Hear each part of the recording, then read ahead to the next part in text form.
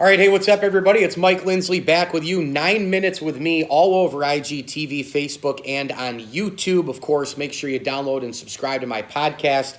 It's called the ML Sports Platter. It's all over the major platforms, Spotify, Google Podcasts, and Apple Podcasts, as well as Stitcher, Deezer, the Podbean app, YouTube, and Tumblr. Really appreciate the 5-star reviews and all the feedback. And, of course, you can hit me on Twitter at Mike L Sports and Mike L Sports 1979. On Instagram. This video here is brought to you by our great friends at Rosie's Corner, Bradley's Jewelers, Bryant and Stratton College, and Empower Federal Credit Union. Log on to empowerfcu.com today. That's empowerfcu.com. Find your peace of mind with Empower Federal Credit Union. Well, college football is officially underway tonight, and I want to start with the Titanic matchup in Madison Square Garden. I actually think by playing this game, and I know what they're trying to do in college basketball, I'm going to actually do a podcast about this before the end of the week. I actually think it hinders the sport coming out with a battle royale, so to speak, of all four of these teams. We're talking about the top four teams ranked now to start the season in college basketball. The top rankings mean diddly squat, as we know. These four teams, for all we know, could all fail to make the Final Four, and they're probably four of the top 6 or 8 teams in the entire history of college basketball. We have Duke, Kansas at 7 o'clock, and then, of course, Michigan State and Kentucky going on at 9:30 if you're lucky. I think the first game won't tip off until 7:12. You won't get the next game tipping off until almost 10 o'clock, which is also borderline ridiculous.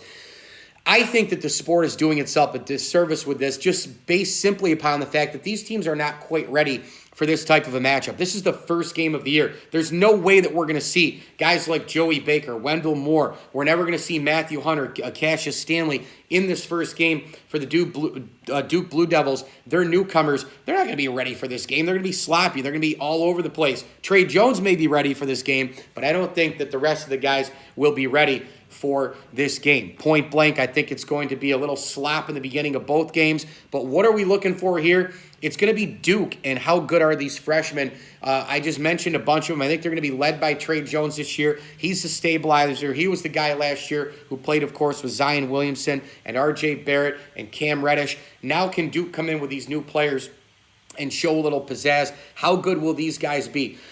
Again, I think the product is going to suffer because these teams are playing so early, but I do like Kansas a lot this year. I think if they stay healthy, and I know they've got a lot of the off-the-court things swirling with the Adidas scandal and all the rest, but I actually love this team. I know that you've got Devin Dotson playing for this team, kind of a dynamic back-and-forth type of player, but a possible title run does lay in the hands, I think, of Devin Dotson, a guy who could be helter-skelter this year. He could be really, really good, or he could be and Big 12 Player of the Year, or he could fail and tumble down the basketball stairs and cost a lot of games for Kansas. They need him to be really, really good, really, really level and balanced, and I think the potential growth of him also would rival the return of one Udoka Azubuike, one of the toughest names in college basketball. He's a significant player. The inside-outside game of Kansas is really reliant on those two big guys. In terms of the second game, look, there's no question what we have here. Kentucky, not a lot of us know about this club,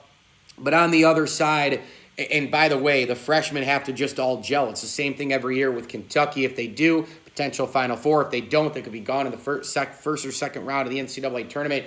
But all eyes are on Michigan State's leader, the tremendous Cassius Winston, the guy who is the preseason favorite for Player of the Year. Tom Izzo has a very good team this year, but Cassius Winston does, in fact, lead the way. You have a whole lot of going on where guys like Gassaway and Borzello and Metcalf from ESPN.com are picking Cassius Winston, the point guard, to win Player of the Year, as am I. I think he's going to have a fantastic year.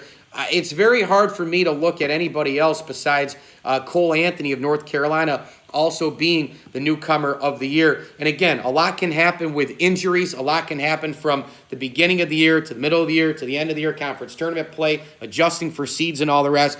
But I would say that from a naked eye, from an early crystal ball perspective of college basketball, I would tell you that my Final Four, I lean towards Michigan State. I lean towards Kansas.